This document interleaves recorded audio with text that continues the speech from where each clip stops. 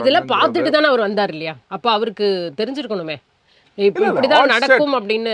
All set அது வந்து no difference. அது வந்து திமுகவும் அதிமுகவும் நமக்கு இடையூறு கொடுக்குங்கிறத வந்து விஜய் வந்து அனலைஸ் பண்ணி தான் கிரவுண்டுக்கு வந்திருக்காரு. இடையூறுனா அப்படி என்ன கொடுத்துட்டாங்கன்னு சொல்லுங்க. இல்ல இந்த இடையூறு நீங்க இன்னொரு கட்சிக்கு கொடுத்ததை சொல்றீங்க. ஓகே, அவங்களே இன்னைக்கு வந்து எங்க இருக்காங்கன்றதையும் நம்ம சொல்லவே தேவையில்லை. அப்ப அவங்க வந்து எங்க இருக்காங்கன்னு பார்த்தாக்க அப்ப கரெக்டா இருந்திருக்கு அந்த கட்சி, அதனாலதான் இப்ப கூட்டணியே வச்சிருக்காங்க அப்படின்னு கூட இப்ப நீங்க சொல்றதெல்லாம் வச்சு புரிஞ்சுப்பாங்க. அது வேற விஷயம்.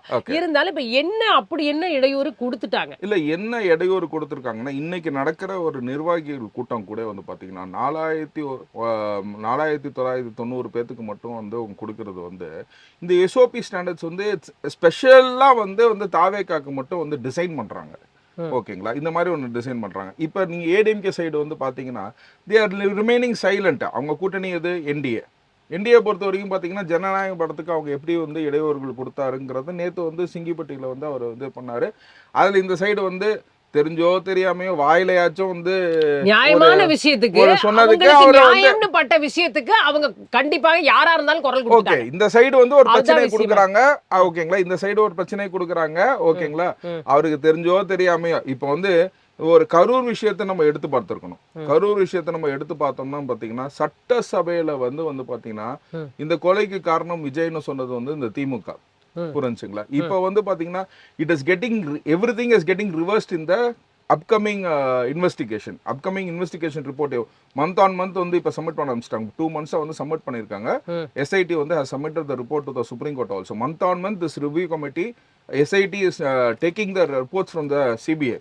ஓகேங்களா? எடுத்து வந்து சுப்ரீம் கோர்ட்டுக்கு சப்மிட் பண்ணும்போது பார்த்தீங்கன்னா நமக்கு அதிர்ச்சி தகவல்கள்லாம் வந்து நமக்கு வந்துகிட்டே இருக்கு. இவங்க எப்படின்னு கேட்டிங்கன்னா இங்கே வந்து government has failed a lot அப்படின்ற தகவலும் இதுல இருந்து தான் வருது. புரிஞ்சுங்களா? அப்படிங்கும் போது பார்த்தீங்கன்னா எல்லா பழியுமே வந்து திமுக கவர்மெண்ட் வந்து இன்னைக்கு விஜய் மேல சுமத்துறாங்க. அதே மாதிரி வந்து பாத்தீங்கன்னா அதிமுகவும் வந்து பாத்தீங்கன்னா இந்த ஜனநாயகம் அவங்களுக்கு முடிஞ்ச இது சென்ட்ரல் கவர்மெண்ட் ஸ்டேட் கவர்மெண்ட் கரூருக்கு முன்னாடி வரைக்கும் இவ்வளோ இல்ல, இவ்வளவு வந்து இவ்வளவு நிபந்தனைகளோ எஸ்ஓபின்ற ஒன்னே கரூருக்கு அப்புறம் தான் இங்க வந்திருக்கு.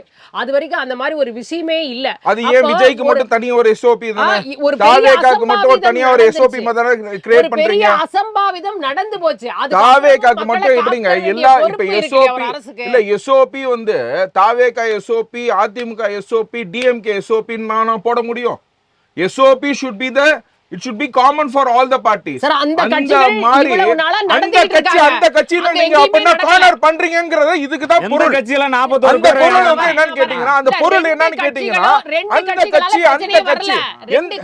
எந்த கட்சியால பிரச்சனை வரலன்னு கேட்டிங்கனா 200 ரூபாய் கொடுத்து கூட்டிட்டு வர கட்சினால பிரச்சனை வரல. புரிஞ்சுங்களா? இப்போ வந்து 4000 சர்வசாதாரணமா ஹேண்டில் பண்றாங்க சார். 4000 இப்ப மாநாடு இப்ப வந்து மதுரை மாநாடு நடந்துச்சு. இதுல மாநாடு நடந்துச்சு. முதல் மாநாடுக்கும் 2வது மாநாடுக்கும். இப்ப மாநாடு மாதிரி ஒரு இதுக்கு வந்து நீங்க மாநாடு மாதிரி ஒண்ணு அமைங்க. உங்களுக்கு 1 லட்சம் கிடைக்கணும், 2 லட்சம் கொடுக்குறோம். இவங்க கேட்கிற பர்மிஷன் வந்து என்ன கேக்குறாங்க? மினிமமா வந்து இப்ப 2 லட்சத்துக்கு தான் அப்ளை பண்றாங்க. 2 லட்சம் 2 லட்சம் இல்ல இப்ப 2 லட்சம் கண்டிஷன் போடுறாங்க. அது மட்டும் தான் பிரச்சனையா? எல்லாத்துக்குமே கண்டிஷன் போடுறாங்க. இன்னைக்கு எல்லா இடத்துலயுமே வந்து பாத்தீங்கன்னா நெருக்கடி கொடுக்குறாங்க. இன்னைக்கு வந்து ஒண்ணும் இல்ல, நார்த் மெட்ராஸ்ல போயிட்டு வந்து பாத்தீங்கன்னா ஓட்டு எண்ணிக்கை எடுக்கும் போது பூத் ஸ்லிப் கேட்கும் போது எல்லாத்துக்குமே அந்த உரிமை இருக்குது. புரிஞ்சுங்களா? அவங்க ஒரு கருத்து கணிப்பு எடுக்கும் போது வந்து பாத்தீங்கன்னா ஆட்களை வச்சு தாக்கப்படுறார்கள். புரிஞ்சுங்களா? இன்னைக்கு கர்ப்பிணி பெண்களை தாக்கப்படுறார்கள்.